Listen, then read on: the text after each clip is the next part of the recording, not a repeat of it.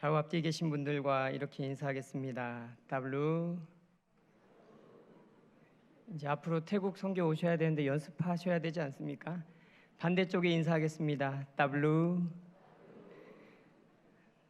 먼저 파송 선교사를 향한 파송교회의 사랑과 이해와 배려에 감사드립니다.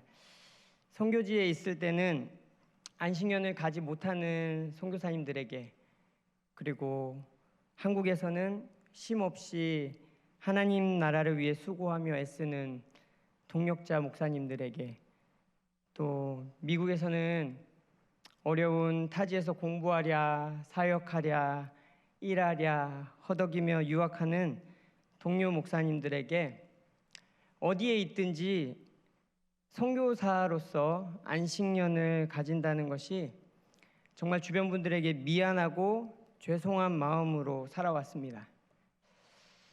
근데 파송교회 오니까 제가 뭘 하고 왔든지 집에 잘 왔다, 이렇게 따뜻함으로 맞이해 주시는 것 같아서 정말 감사를 드립니다. 교회 로비를 딱 들어오는데 저희를 위해서 이 레드 카펫이 아니라 블루 카펫을 이렇게 깔아주셔서 우리를 환영해 주시는구나.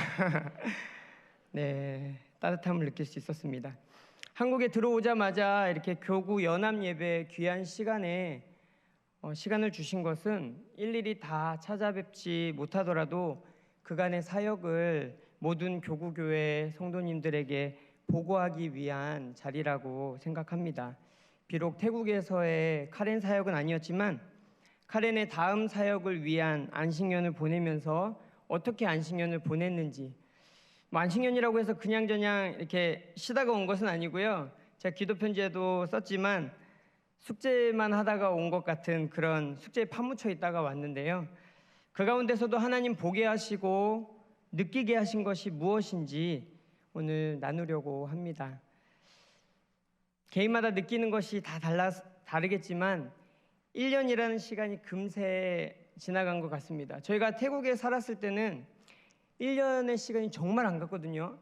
왜 그랬을까 생각해 보니까 계절의 변화가 없어서 그냥 시간이 길게 느껴졌던 것 같아요. 근데 한국도 그렇고 미국도 그렇고 이 사계절을 보내면서 얼마나 정신없이 시간이 가는지 1년이 금방 갔다고 생각이 들더라고요.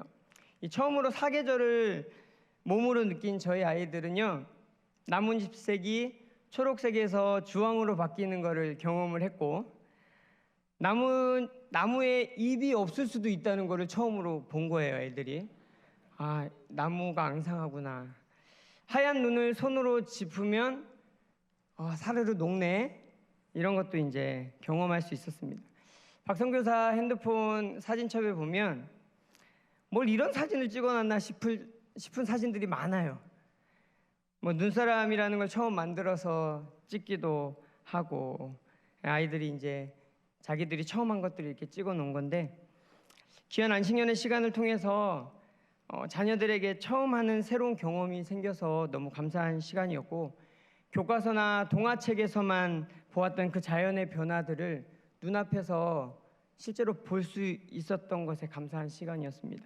또한 이런 자연 변화에 대해서 현상을 보는 것뿐만 아니라 한국어로 어떻게 표현하는지도 아이들이 이제 실감을 하는 거예요.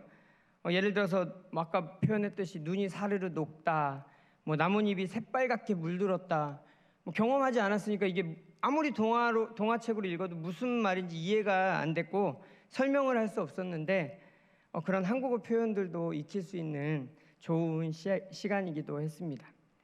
무엇보다 안식년을 통해서 제 성격의 변화도 조금 있었던 것 같습니다.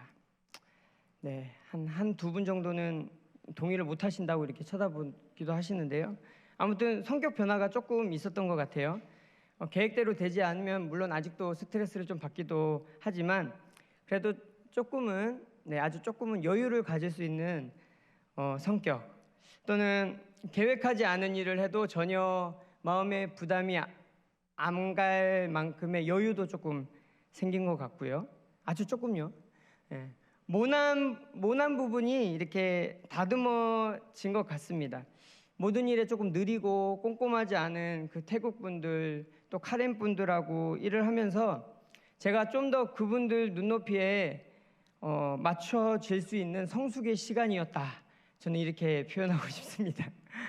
다양한 사람들, 다양한 경험들, 다양한 그 다양성이 가득한 그 세상에 살면서 좀 더 넓은 스펙트럼을 가질 수 있었는데요. 뭐 제가 성격을 예로 들기도 했지만 사람을 만날 때도 또 일을 할 때도 다양한 생각에 좀 더 관대해질 수 있었던 것 같고요. 무엇보다 공부를 하면서 사실 뭐 지금까지 뭐 학부와 신대원과 신학을 공부하면서는 우리 교단의 신학들을 배우고 우리 교단 사람들하고만 이렇게 학교를 다녔으니까 몰랐는데 초교파에서 오는 목사님들을 만나고 또 그런 신학들을 접하면서 한 번도 해보지 않은 그 신학적인 고민들과 생각들 앞에서 놀라움도 있었지만 그렇게 생각할 수도 있구나, 그럴 수도 있구나 이해해 보려고 애쓰는 제 모습을 보면서 조금 내 성격의 변화가 있구나, 좀 넓어졌구나라는 그런 생각을 하게 됐습니다. 그럼에도 이해할 수 없는 다양함이 미국에 있더라고요.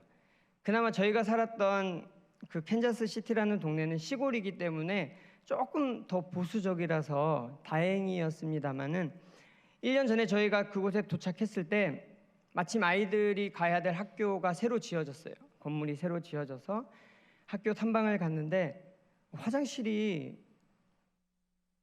못 찾겠는 거예요. 그래서 봤더니 화장실에 남자 여자 표시가 없어요.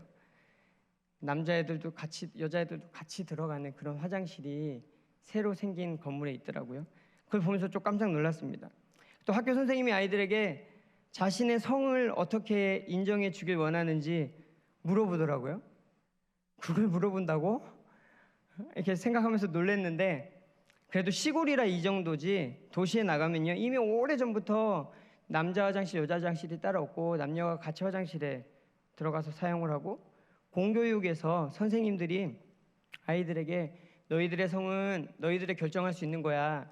뭘 선택할래? 라고 가르치고 있는 게 미국의 공교육의 현실이었습니다. 동성애에 대해서 아무렇지 않게 가르치고 또 그들 동성애자들이 어떻게 선교를 하는지 방법까지도 공교육에서 가르치고 있는 주가 있다고 들었습니다.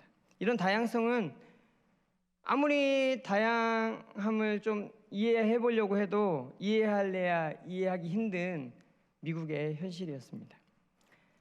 아주 다양한 민족들이 살아간다는 말에 극히 공감이 될 정도로 정말 다양한 인종들이 많이 살아가고 있고요. 저희가 살았던 동네는 백인들보다는 멕시칸, 스페니시들이 좀 더 많이 살았고 그럼에도 아시안이라는 이유로 이 인종차별적인 대우를 받을 때면 억울해지는 이 소수민족의 마음들. 제가 소수부족을 섬기고 있잖아요, 카렌을. 소수민족인 카렌을 섬길 때는 소수민족의 그 서러움이 어떤 건지 잘 몰랐는데 미국 땅에서 한국인이라는 소수민족으로 살아가면서 소수민족이 이런 마음으로 살아가는구나, 이렇게 위축되며 살아가는구나를 조금이지만 아주 뼈저리게 느낄 수 있는 시간이었습니다. 제가 미국에서 있었던 일들, 이런저런 일들 뻥뻥뻥뻥 얘기를 하는데요.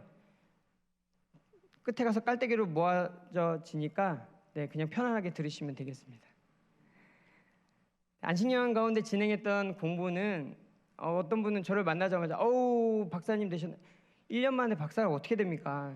저는 공부하면서 역시 공부는 은사 적성에 안 맞구나라는 걸 많이 느끼긴 했지만 아무튼 1년 만에 공부를 다 마치고 올 수 있는 건 아니고요. 전 뭐 빨리 진행해도 6학기, 그러니까 3년 동안 수업을 듣고 논문을 쓰면 이제 빨리 하시는 분들은 이제 6학기에 마무리를 하는데 그 중에 저는 1년 한 1개월 동안 3학기 코스웍을 마무리했고요. 그래서 정말 숙제만 하다가 왔고요. 태국으로 돌아가서 온라인으로 이제 논문 준비 수업을 듣고 이제 프로젝트 논문을 어떻게 신학교에서 선교 훈련을 할 것인가에 대한 부분들에 대해서 이제 논문을 쓰게 될 예정입니다. 지혜와 체력이 계속해서 필요할 텐데 기도해 주시고요. 아무튼 이 안식년의 시간을 통해서 개인적으로도 자랄 수 있는 시간이었고 가족들 또한 함께 보낼 수 있는 귀한 시간이었고 무엇보다 이 미국이라는 나라에 대해서 아주 여러 가지로 고민해보고 생각해볼 수 있는 시간이었습니다. 파송교회 성도님들의 배려와 사랑으로 정말 안식이 필요한 적절한 타이밍에 안식년을 잘 보낼 수 있음에 깊이 감사를 드립니다. 미국에서 생활하면서 저희 가족은 한인교회에 출석을 했습니다. 저희 아이들이 선교지에서 집에서 쓰는 모국어인 한국어가 아니라 또 학교에서 쓰는 태국어가 아니라 전혀 모르는 카레너로 예배를 참여하면서 한인교회에 너무 가고 싶어 했어요. 주변에 가끔 많진 않지만 주변에 가끔 있는 그 한인교회 다니는 한국 친구들을 통해서 한인교회에 대한 소식을 들으니까 아이들이 관심이 생기잖아요. 그렇다고 저희가 카렌교회를 애들 안 데리고 가고 한인교회 보내고 저희끼리만 갈 수 있는 상황도 아니니까 아이들이 같이 카렌 예배를 다녔는데 그렇다고 아이들이 한인교회 가고 싶어 했다고 해서 카렌을 싫어하거나 그렇지 않습니다. 저희 아이들이 지금 태국으로 돌아가고 싶은 가장 첫 번째 이유는 카렌 음식을 먹고 싶어서 돌아가고 싶어 하고요.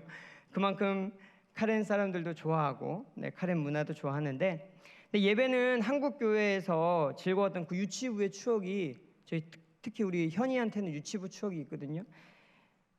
유치부에서 추억이 있기 때문에 자기는 안식년에 무조건 한인교회를 가고 싶다고 얘기하더라고요. 그래서 저희가 그렇게 하자고 약속을 했습니다. 솔직히 말해서 카렌 예배를 드리면서 말이 안 통해서 신앙적인 교육이 걱정이기는 했습니다. 선교 편지를 쓸 때 늘 감사하고 은혜가 되었고 또 제가 묵상한 내용들을 쓰잖아요.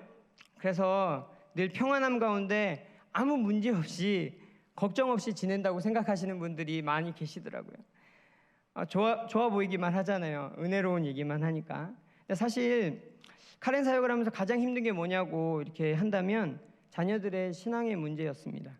선교사인 부모도 그들의 언어에 100% 스며들지 못해서 예배에 따라가기가 급급한데 아이들은 전혀 알아듣지 못하는 예배에 가서 온전히 드린다는 것이 참 쉽지 않았습니다. 그래서 태국에서 사역하는 동안 당일이나 1박 2일로 카렌 마을을 갔다 오면 아이들은 다시 인터넷으로 주일학교 예배를 드려야만 아이들이 자신의 예배를 드리고 또 이해할 수 있는 말로 설교를 들을 수 있었는데요. 안식년에 한인교회에 가게 된 이유 중에 하나가 이 부분도 있고 또 하나는 또래 아이들과 교회에서 이 정서적인 공감이 없었기 때문에 아이들이 한인교회를 그리워하고 가고 싶었습니다. 아무리 태국 학교에서 태국 아이들과 정말 친하게 지내고 정말 현지인처럼 놀고 하더라도 학교 밖으로 딱 나오면 태국 친구들과 더 친밀해질 수 없는 그 태국의 문화가 이렇게 가로막고 있더라고요. 미국에 가서 한국 사람을 그렇게 많이 본 게 처음이라고 말할 정도로 솔직히 말하면 몇 명 안 됐거든요. 근데 저 아이들 표현으로는 와, 한국 사람 이렇게 많은 데가 있어? 라고 말할 정도로 안식년 동안 좋은 관계를 가지고 왔습니다. 돌아오는 길에 미국에서 가장 좋았던 게 뭐야? 라고 아이들한테 물어봤더니 3가지를 얘기해요. 3녀석 모두 똑같이 얘기합니다. 사람, 교회, 한국 친구. 그만큼 아이들이 한인교회에 대한 추억이 너무 많고 좋았습니다.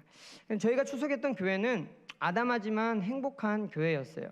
저희가 가기 전까지만 해도 코로나 상황이 심해서 모든 활동이 이제 중단됐었는데 코로나 제재가 풀리면서 함께 식사 교제도 하고 함께 사실 미국 사회라는 게 바쁘고 정말 고군분투한 삶을 살아가기 때문에 양육, 주중 예배 이런 건 없지만 주일 예배를 드리고 그 안에서 교제를 나누고 그것만으로도 되게 좀 활성화된 교회라고 이렇게 보더라고요. 무엇보다 신학교 인근에 있는 한인교회 유일한 한인교회여서 목회자 가정이 좀 많았고 또 그러다 보니까 유학생들이 왔다가 갔다가 하는 이런 교회였어요. 이제 과거 이야기를 들어보니까 이런 교회더라고요. 여러 상처가 있어서 교회가 이미 나눠지기도 하고 많이들 떠나기도 하고 지금은 다시 회복되어져 가는 중인데 그 가운데서 많은 분들이 과거에는 어땠고 이런 얘기들을 많이 하셨습니다. 한인교회를 1년간 다니면서 또 주변에 있는 한인교회들의 그런 모습들을 보면서 여러 생각이 들었는데요.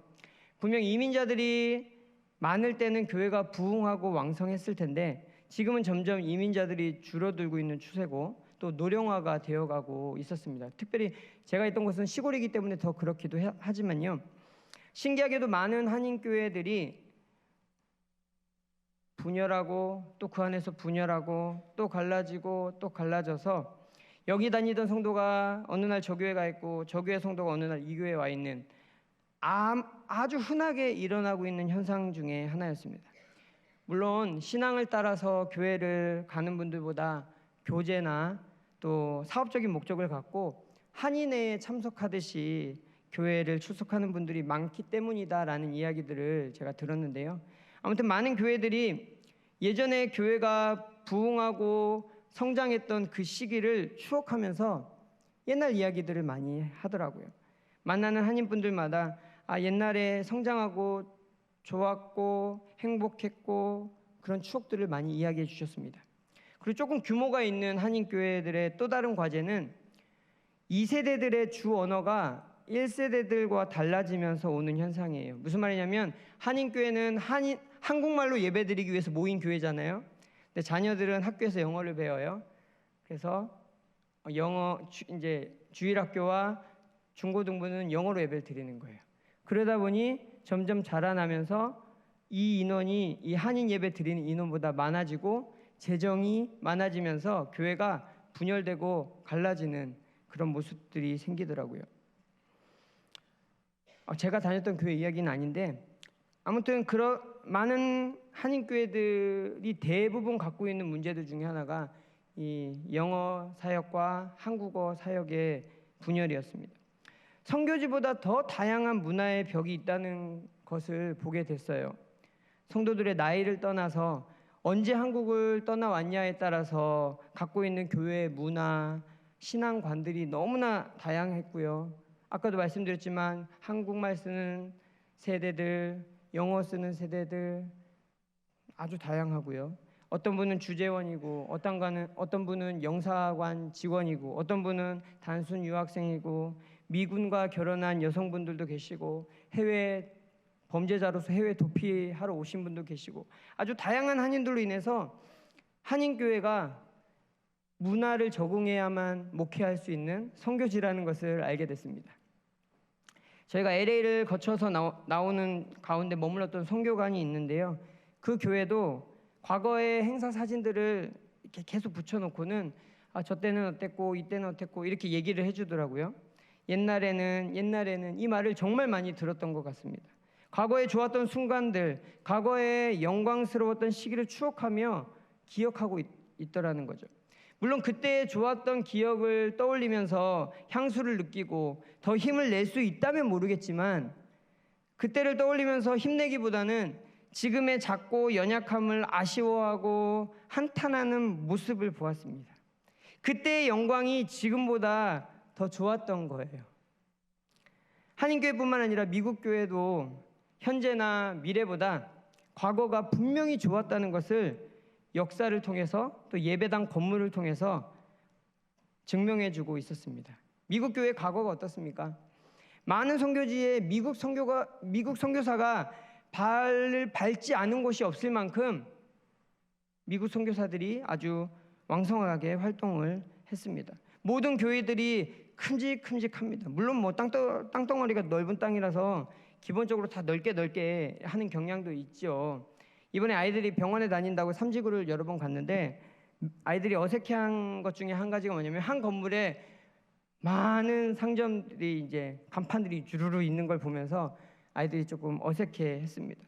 실제로 미국에서는 뭐 땅이 넓으니까 여기 하나 뭐 이게 병원인지 관공서인지도 모를 만큼 그냥 똑같이 이렇게 지어놨는데 현재 대부분의 미국 교회는 주일 오전만 예배를 드리기 때문에 자신들이 쓰지 않는 시간에 한인교회나 다른 민족들의 교회 예배 장소로 대여해주고 있습니다. 뭐 예배실을 빌려주는 거 효과적이고 좋은 현상이라고 생각합니다. 굳이 건물을 안 지어도 이렇게 같이 공유할 수 있으니까요. 근데 그만큼 교회 건물들이 과거의 영광과 현재의 모습을 비교할 수 있는 자료로 충분했습니다. 일부 미국 교회도 건강하게 좋은 프로그램들로 성도들 양육하는 곳도 있었어요. 한인교회들도 건강하게 잘 성장하는 교회들도 있었습니다. 그러나 대부분의 미국에 있는 미국 교회든 한인교회든 성도들의 마음과 뿌리에는 기독교가 분명히 깔려 있음에도 불구하고 삶에서 나타나는 모습에는 하나님 나라보다 우리 가정, 교회보다 개인의 자유를 먼저 선택하는 모습을 아주 심하게 볼 수 있었습니다. 교회 예배 모임 시간을 봐도 어느 정도는 느낄 수 있어요. 예배 모임은 주일 오전 예배 한 번, 주중 성경 공부나 양육도 없고 새벽 기도는 토요일만 합니다.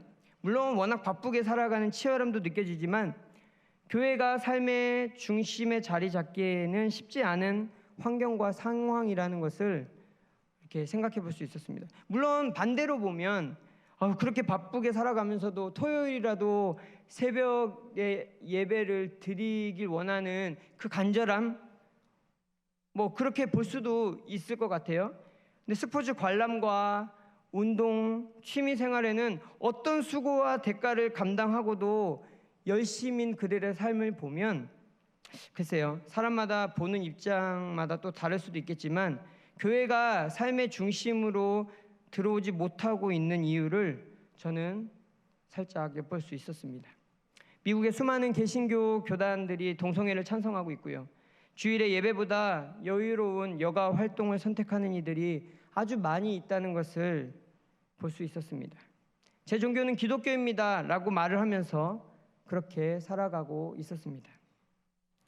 아마 이런 모습은요, 미국뿐만 아니라 지금 한국에서도 또 제가 사역하는 태국에서도 동일하게 나타나는 모습이 아닐까 이렇게 생각을 해봅니다. 이런 모습을 통해서 선교사를 가장 많이 보냈던 미국이라는 나라가 결국 선교지가 되어가는 듯한 느낌을 받았습니다. 선교지의 교회가 제 사역의 목표가 그거잖아요. 지금은 선교지의 교회인 카렌 교회가 선교하는 교회로 성장하는 것, 이게 제 사역의 지금 방향성인데, 선교지의 교회가 선교하는 교회가 되는 것이 순리인데 선교하던 교회가 선교지가 되어 간다는 것, 선교사로서 굉장히 안타까운 모습이었습니다. 선교의 대국이었던 미국의 다음 세대가 선교지가 되어가는 이 현실과 상황 속에서 선교사로서 여러 가지를 생각해 볼 수 있었는데요. 그 가운데서 오늘 말씀으로 위로와 소망을 품으면서 동시에 선교사로서 그러면 앞으로 나아갈 선교의 방향은 어떻게 정해야 할 것인가 생각해 보게 됐습니다. 이것은 오늘날 비슷한 한국교회도 함께 고민해야 할 부분이 아닐까 생각을 하는데요. 오늘 본문 말씀은요, 포로 생활 이후에 다시 지어지고 있는 성전의 모습이 나오고 있습니다. 근데 그 성전의 모습이 너무 초라하면서 그 초라함 때문에 실망하고 한탄하는 이들을 향해서 학개 선지자를 통해 하나님께서 위로하시는 말씀의 내용입니다.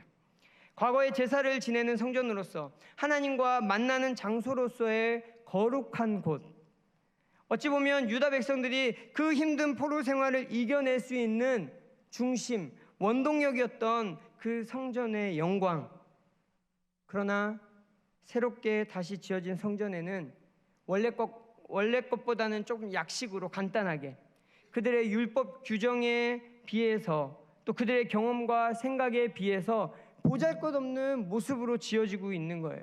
왠지 대충 지어진 것 같은 느낌을 받고 있는 비주얼을 갖고 있는 성전의 모습을 보면서 그걸 보며 보잘것없게 보는 유다 백성들의 현실의 눈이 여러분들 느껴지십니까?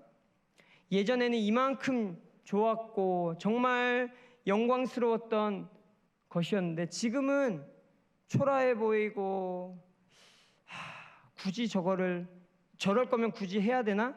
라는 생각이 들고 있는 게 지금 유다 백성들, 포로 귀환한 유다 백성들의 생각입니다.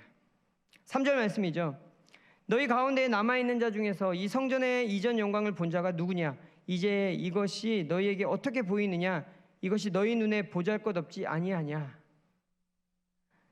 다윗이 재료를 준비하고 솔로몬 왕 시기에 지어졌던 그 성전, 이스라엘 역사상 가장 부유했던 두 왕의 시절에 지어진 그 어마어마한 성전, 그 성전과 현재 포로에서 돌아와서 정말 갖고 있는 게 얼마 없는 자신들의 것을 막 끌어모아서 건축한 성전을 비교해 보았을 때 그들은 실망할 수밖에 없는 상황입니다. 이렇게 형편없이 지을 바에 차라리 하지 않는 게 낫지 않나?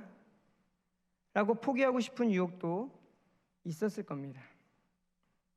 왠지 미국 교회들이 과거 선교하던 자랑스러운 역사와는 다르게 세속화되어 가고 그때 선교의 영광이 사라져가는 듯한 그 느낌, 그들 조상들이 누렸던 선교의 한 획을 그었던 영광과는 달리 왠지 지금은 초라해 보이고 연약해 보이는 현재의 교회의 모습과 그리스도인의 삶을 한탄하며 실망하는 듯한 느낌이 오늘 본문의 모습과 비슷해 보입니다. 평양 대부흥으로부터 시작해서 대각성 집회를 경험하며 선교의 세대로 부름받았던 한국 교회가 세상 앞에 지탄을 받으면서 소망 없어 보이고 과거의 영광이 사라져만 가는 듯한 그 느낌,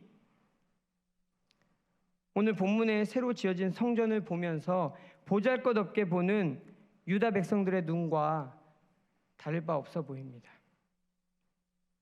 그러나 하나님은 그들에게 이렇게 말씀하시죠. 4절 5절인데요. 우리 함께 읽어보겠습니다. 그러나 여호와가 이르노라 스룹바벨아 스스로 굳세게 할지어다. 여호사닥의 아들 대제사장 여호수아야 스스로 굳세게 할지어다. 여호와의 말이니라. 이 땅 모든 백성아 스스로 굳세게 하여 일할지어다. 내가 너희와 함께 하노라. 만군의 여호와의 말이니라. 너희가 애굽에서 나올 때에 내가 너희와 언약한 말과 나의 영이 계속하여 너희 가운데에 머물러 있나니 너희는 두려워하지 말지어다. 아멘. 성전 재건이라는 이 막중한 임무 앞에 우리가 하는 일이 예전과 비교했을 때 작아 보이고 더 잘하고 싶지만 그럴 만한 형편이 안 되고 그럴 바에 안 하고 싶은 유혹이 몰려올 수도 있습니다. 그러나 하나님은 애굽에서 이끌어내셨던 조상들의 이야기를 통해서 홍해를 건너게 하시고 광야에 길을 내시고 생수를 내시고 아무것도 없는 그때의 음식으로 먹이셨던 그 하나님이 지금 너희와 함께 하신다면, 그분이 도와주신다면 우리의 현재의 모습, 나약함, 부족함이 그 일을 이루는 것에 아무 상관이 없다는 것을 말씀하면서 스스로 굳세게 하라 말씀하십니다. 지금 우리 눈에는 그렇게 보잘것없어 보이고 소망 없어 보이고 뭐 하고 있나 싶을 때 하나님은 일하고 계시는 거죠. 왜요? 여호와 하나님께서 우리와 함께 하심으로 우리를 굳세게 하실 것이기 때문입니다. 굳세게 하라. 뭐 한국 성경으로 보니까 굳세게 하라죠. 영어로 보면은 strong, 강하라, 강하게 해라. 이 말씀은 하나님을 향한 신뢰를 더 굳건히 붙잡고 하나님이 행하실 일을 바라보면서 하나님 동행하심을 믿음으로 나아가라 하는 말씀이죠. 그러면서 6절에서 9절까지 계속 위로하면서 이렇게 말씀합니다. 스스로 굳세게 하라. 이렇게 말씀하면서 그 말씀하는 하나님 자신을 여호와 하나님, 만군의 여호와 하나님이라는 사실을 5번이나 계속해서 강조하면서 말씀하고 있어요. 스스로 굳세게 해라, 스스로 굳세게 해라 이렇게 말하는 내가 누구냐면 만군의 하나님이야. 만군의 하나님이야. 내가 만군의 하나님이라니까? 이렇게 얘기를 하고 있는 거예요. 최종적으로 하나님은 그들에게 결정타를 말씀합니다. 9절 상반절 말씀 함께 읽습니다.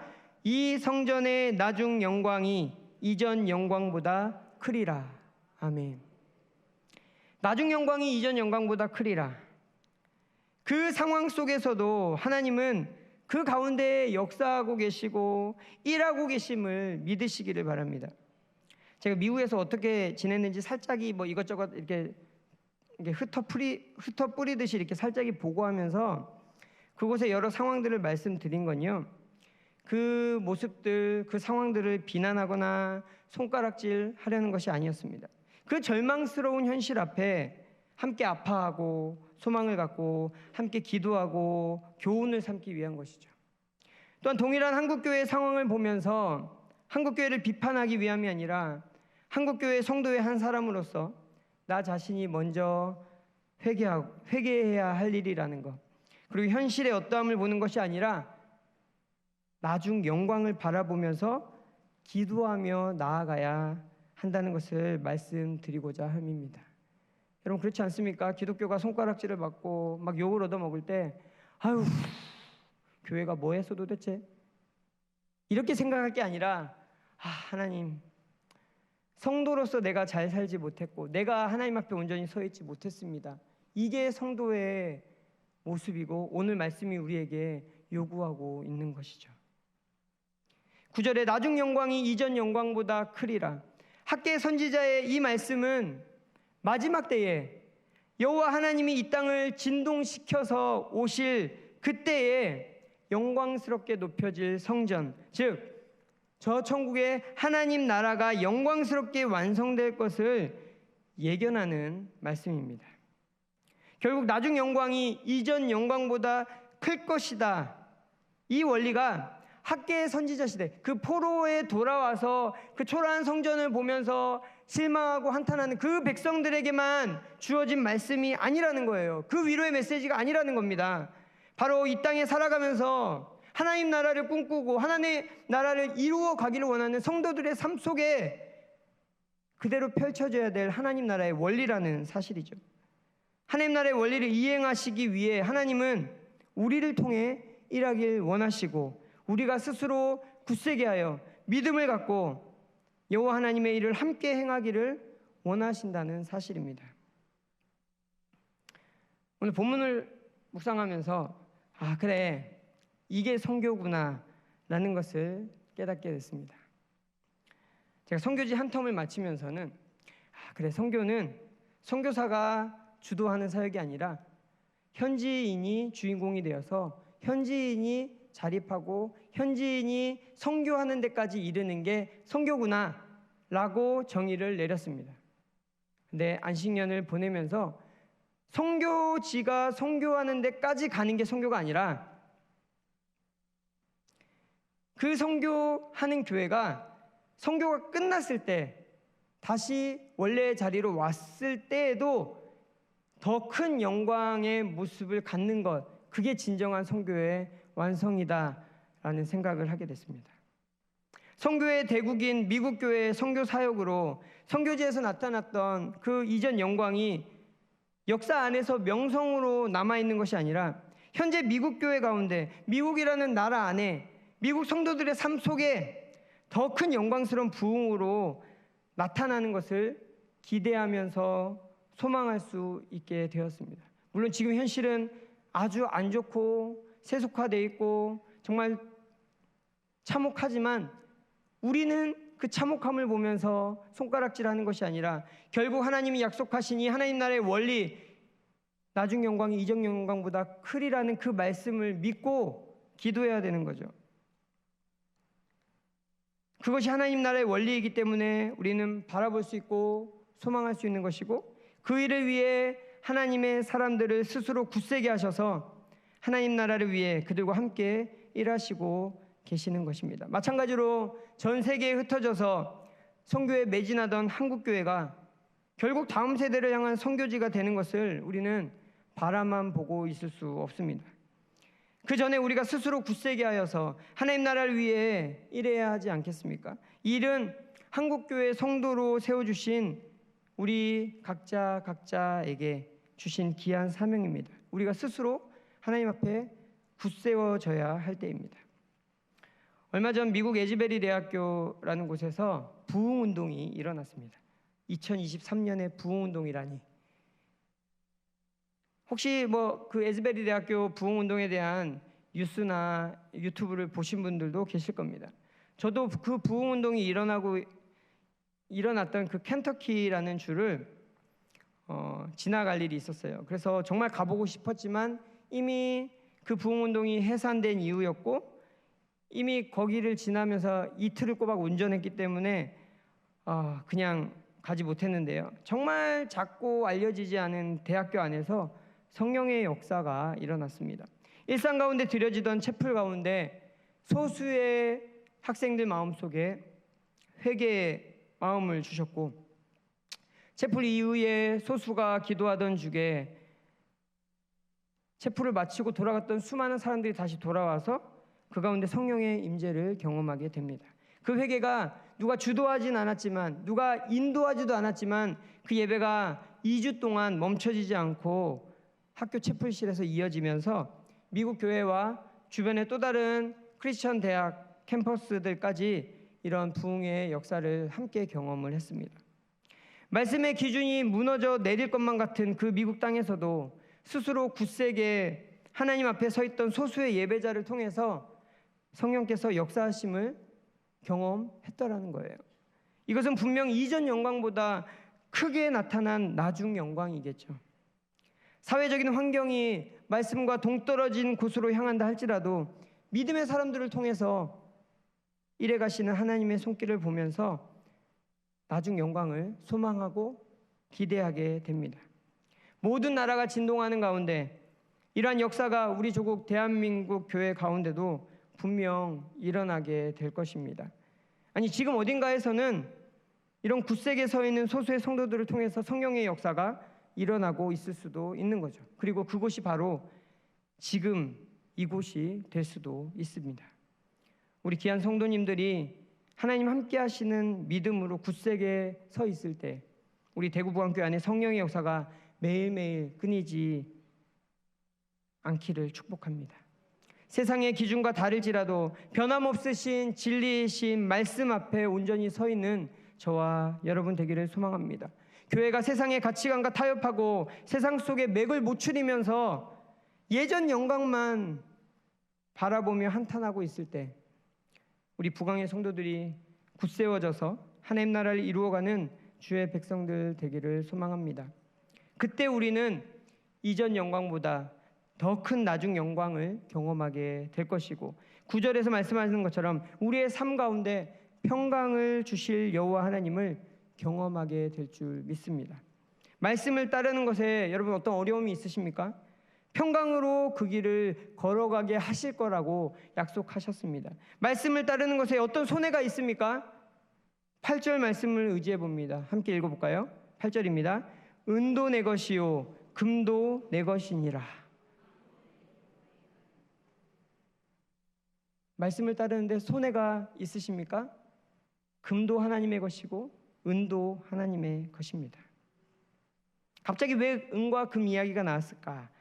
이 초라한 성전을 짓는 일 앞에 주저하고 실망한 마음 앞에 포기하고 싶고 내려놓고 싶고 굳이 이 초라한 걸 굳이 계속 해야 되나 생각하는 순간에 지금까지 건축을 위해 내가 드린 것, 앞으로 내가 더 드려야 될 것을 생각하면서 손해라고 생각하는 유다 백성들에게 이 성전의 나중 영광이 얼마나 위대할 것인지 소망을 주시는 겁니다.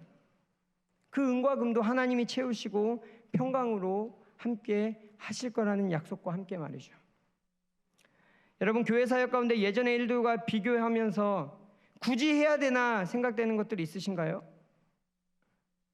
저는 선교사이기 때문에 이런 질문을 많이 들어봅니다. 굳이 단기 선교를 가야 됩니까? 굳이 열매도 별로 없는 그 선교지에 우리 재정을 써야 되나요? 요즘 시대는 옛날이랑 다르다는 말도 많이 듣고요. 이런 얘기도 많이 들어요. 그러나 여러분, 우리는 알지 못하지만 우리가 믿음으로 굳게 서서 하는 작은 수고와 헌신으로 하나님은 일하시고 우리에게는 채우시고 평강으로 함께 하실 것입니다. 이 나중 영광은 결국 예수를 구주로 고백한 이 땅의 모든 교회들 위에 제가 사역하는 태국교회와 카렌교회 가운데도 동일하게 나타나게 될 줄 믿습니다. 이 성전의 나중 영광이 이전 영광보다 크리라는 이 말씀을 통해서 이 하나님의 원리가 선교의 방향이 되어야 하지 않을까를 고민하게 되었습니다. 선교 사역에 있어서 현재 맺혀지는 열매의 영광보다 나중에 맺혀질 열매의 영광이 더 커야만 하겠죠. 비록 내가 그 열매를 못 본다 할지라도, 제가 부안교회 처음 교육전도사로 부임했을 때 부목사님들이 그런 말씀 많이 하셨습니다. 뿌리는 자가 있고 거두는 자가 있는 거야. 부서에서 열심히 사역했는데 막 결과가 안 나오잖아요. 그럼 실망하고 있을 때 그런 말씀 하셨어요. 열심히 뿌려놓으면 그 다음 사역자가 와서 또 그 열매를 거두니까 열심히 해. 선교 사역에 있어서도 마찬가지죠. 현재 내가 사역하고 있는 기간에 어떤 열매를 보지 못할지라도 나중에 맺혀질 영광에 더 집중하는 선교. 선교사 이후 시대에 현지 교회에 나타날 영광이 더 커야만 되는 것이 하나님 나라의 원리라는 것을 깨닫게 됩니다. 지금 눈에 보이는 것보다 나중에 보여질 것을 보며 달려가려면 하나님이 함께 하시고 하나님이 일하실 것에 대한 믿음이 우리 안에 굳건히 서 있어야 되겠죠. 당장 눈에 보이는 어떤 결과가 없으면 누군가의 관심으로부터 멀어지기 일쑤입니다. 그래서 제 사역은 많은 사람들이 관심이 없어요. 그러나 장차 나타날 하나님 나라를 기대하는 거죠. 선교는 복음을 전하는 것도 중요합니다. 복음을 전할 때 맺히는 열매를 보면서 그 영광에 기뻐하죠. 그러나 거기에만 머물러 있으면 안 되겠죠. 선교는 복음을 전하고 교회를 세워가는 것도 중요하고 교회가 세워짐으로 하나님의 영광이 되잖아요. 근데 거기에만 또 머물면 안 됩니다. 선교는 복음을 전해줄 사람들을 세움으로 또 영광을 돌려야 됩니다. 사람을 세웠다고 거기에 머물면 안 되겠죠. 지금은 선교지 교회지만 결국에는 선교하는 교회가 되기까지 서포터하는 것이 진정한 선교의 완성이고 하나님께 영광이 될 것입니다. 그런데 그뿐만이 아니겠죠. 아까도 말씀드렸지만 선교한 이후에 선교했던 교회가 더 건강하게 세워지는 것 또한 중요한 선교의 마무리일 것입니다. 이처럼 나중 영광이 이전 영광보다 더 크리라는 말씀이 선교의 방향성이 되어야 할 것입니다. 선교 사역의 각 시대마다 복음을 전함으로 교회를 세움으로 사람을 양성함으로 영광스러운 사역을 감당하지만 이전 영광에 머물지 않고 나중 영광을 위해서 애쓰고 달려가는 것이 선교라는 것을 생각하게 됩니다. 선교의 대국이었던 미국 교회의 과거 영광은 크지만 현재의 미국 교회는 안타까운 모습이죠. 과거 부흥의 시기를 지난 한국 교회의 영광은 크지만 현재 한국 교회의 현실은 글쎄요. 아직까지는 희망이 있습니다. 왜냐하면 여러분들이 있으니까요.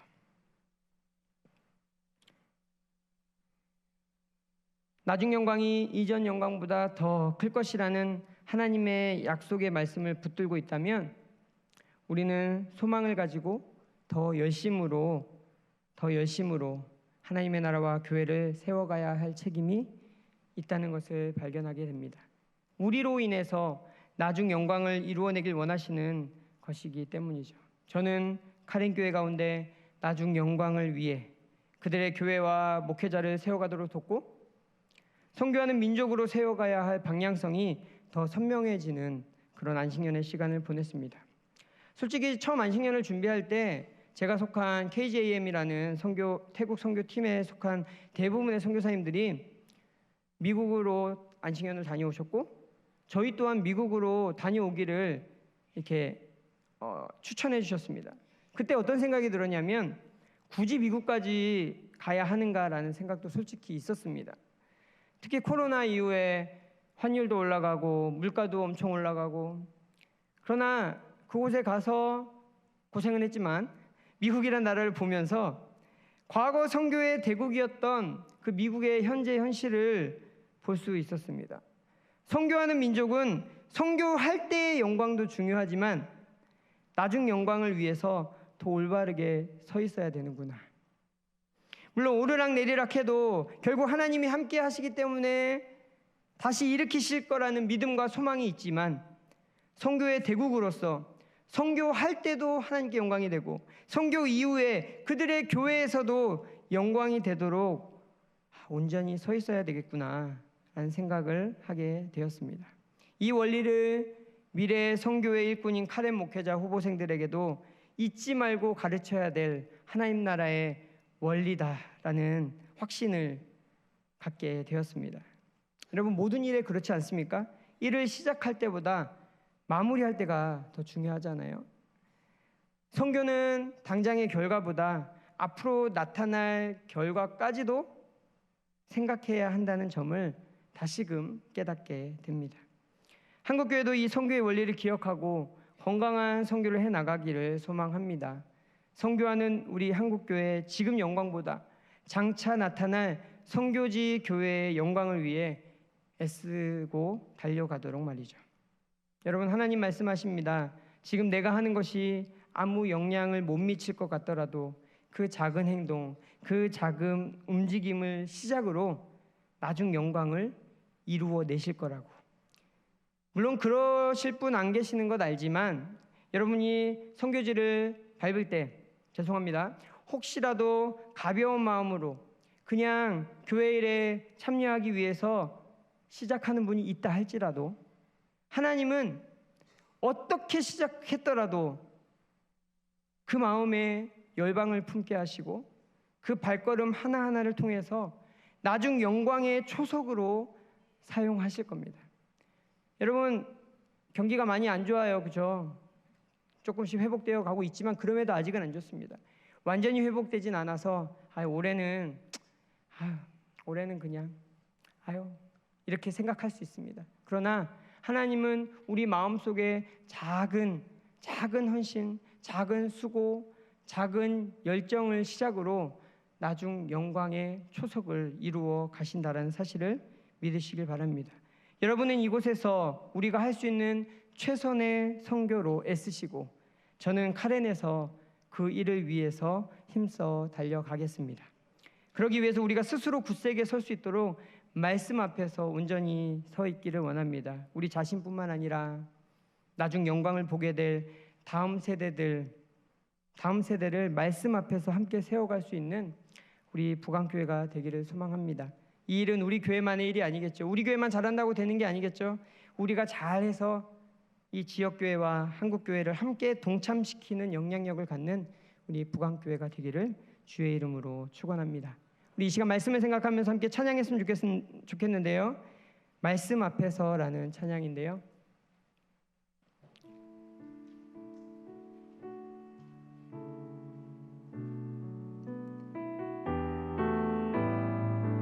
말씀 앞에서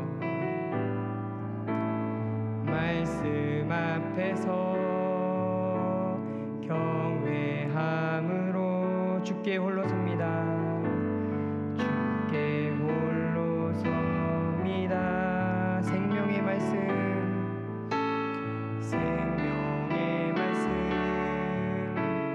읽고 순종해 주를 예배합니다. 주를 예배합니다. 기록된 말씀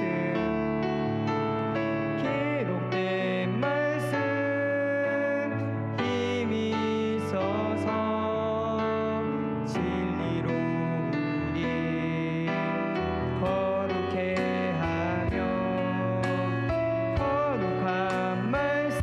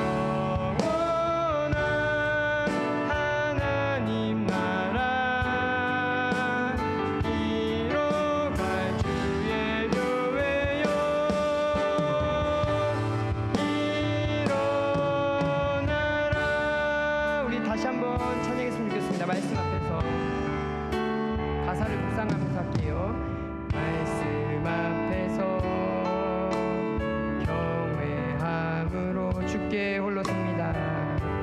주께 홀로 섭니다. 생명의 말씀, 생명의 말씀, 믿고 순종의 주를 예배합니다.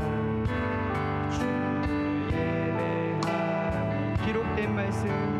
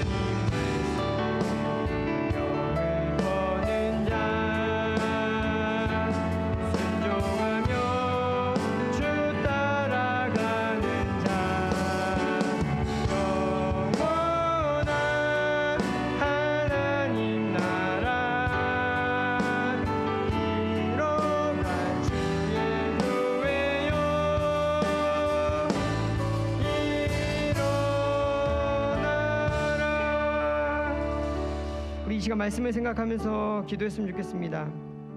이스라엘 백성들에게는 성전 재건이라는 막중한 사명이 눈앞에 놓여 있었고, 오늘날 우리에게는 하나님 나라를 이루어갈 사명이 놓여 있습니다. 그 일을 이루어가는 일 앞에 여러 방해들, 우리 내면의 갈등들, 연약함들로 위축되어 있고, 세상의 가치관 가운데 우리의 마음이 주저하고 있는 게 현실입니다. 그러나 우리 하나님 스스로 굳세게 믿음으로 달려가길 원합니다. 지금의 기쁨, 지금의 영광에 집중하지 않고 하나님 나라의 원리를 따라서 장차 나타날 영광을 소망하고 우리의 작은 순종과 우리의 헌신으로 주 앞에 나아가는 우리 자신, 교회가 되길 원하고 계십니다.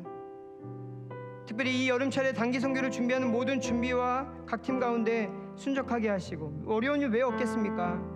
그 모든 것들 가운데 믿음으로 굳세게 나아갈 수 있게 해달라고, 또 다음 세대를 말씀으로 세워가는 일, 여름 사역들 앞에 하나님께서 우리의 다음 세대들이 더 좋은 영광, 더 놀라운 영광의 세대가 될 수 있게 역사해달라고, 우리 오늘 말씀을 생각하면서 우리 주의 이름 한번 간절히 부르짖고 합심하여 기도하겠습니다.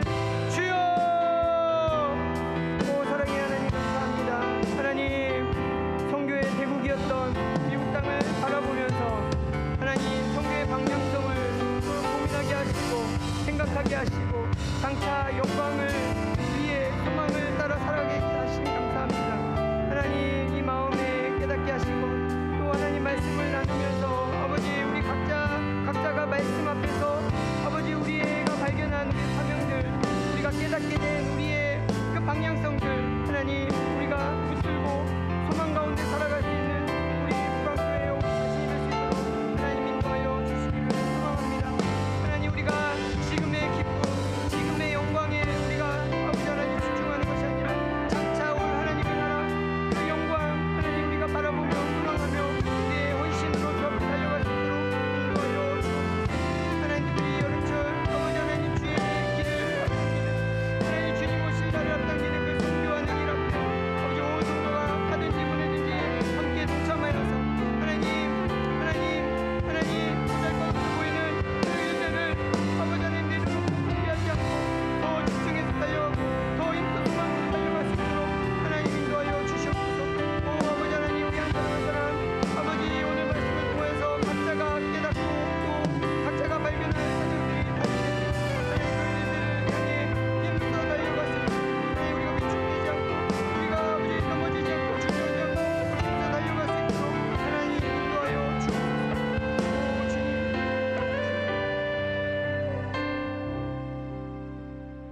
살아계신 하나님, 포로 이후에 지어진 성전을 바라보면서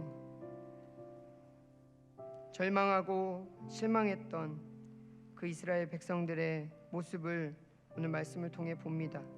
그럼에도 그들에게 장차 나타날 영광에 대한 소망을 주시고 하나님이 일하시고 행하실 것들을 믿음으로 붙들게 하시니 감사합니다. 우리 삶의 현실 또한 하나님 나라를 이루어갈 사명 앞에 우리의 부족함 때문에, 우리의 연약함 때문에 굳이 그 일을 해야 되나 고민하며 넘어져 있고 쓰러져 있는 우리 자신의 모습을 보게 됩니다. 그 일을 이루어가는 일 앞에 여러 방해들, 여러 갈등들, 연약함들 주저하고 있는 우리의 모습입니다. 그러나 하나님께서 위로하시고 격려하시고 하나님 나라의 원리를 말씀해 주신 대로 지금의 영광이 아닌 장차 나타날 영광을 소망하며 우리의 작은 순종과 헌신으로 나아가길 원하시는 그 하나님의 말씀 앞에 우리가 하나님의 세미한 음성을 따라 살아가는 우리 각자 한 사람 되게 하시고 그 말씀 앞에 서서 하나님 나라를 이루어 가기를 소망하며 달려가는 우리 교회, 우리 한 사람 한 사람 될 수 있도록 인도하여 주옵소서. 특별히 이 여름철 하나님 나라를 앞당기기 위해 열방에 나아가서 열방으로 예배케 하길 원하는 단기팀들 가운데 하나님 함께 하시고 준비하는 모든 손길들 가운데 분명 어려움이 있지만 하나님께서 그 가운데서 믿음으로 하나님 함께 하심을 믿음으로 달려가는 온 팀들 되게 하셔서 그곳에서 하나님을 예배하고 하나님이 하신 일들을 바라보며 기뻐하고 주님께 영광 올려드리는 단기팀 될 수 있도록 인도하여 주옵소서.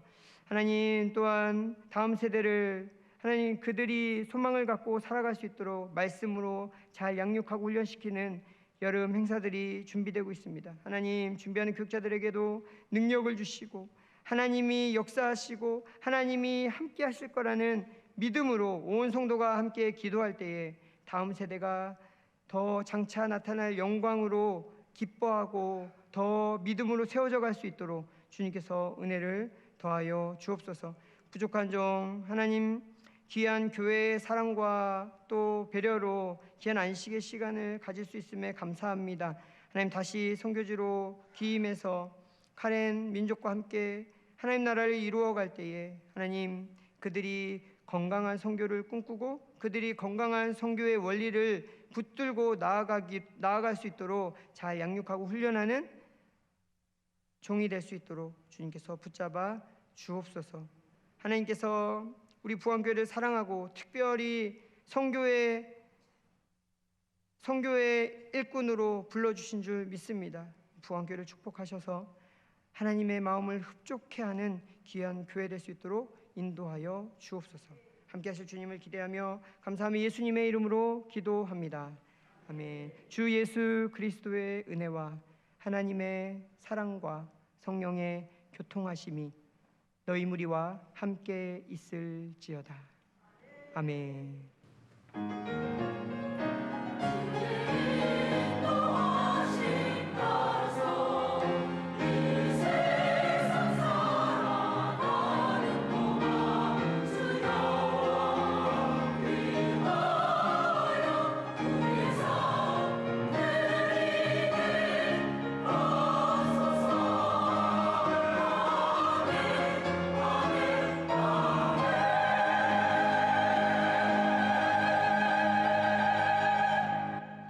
교구연합 예배 마쳤습니다. 귀한 선교사님 말씀 주셨는데 함께 인사하고 헤어지시죠. 선교 용으로 충만한 한 주간 되십시오. 감사가 넘치는 한 주간 되십시다. 네, 감사합니다.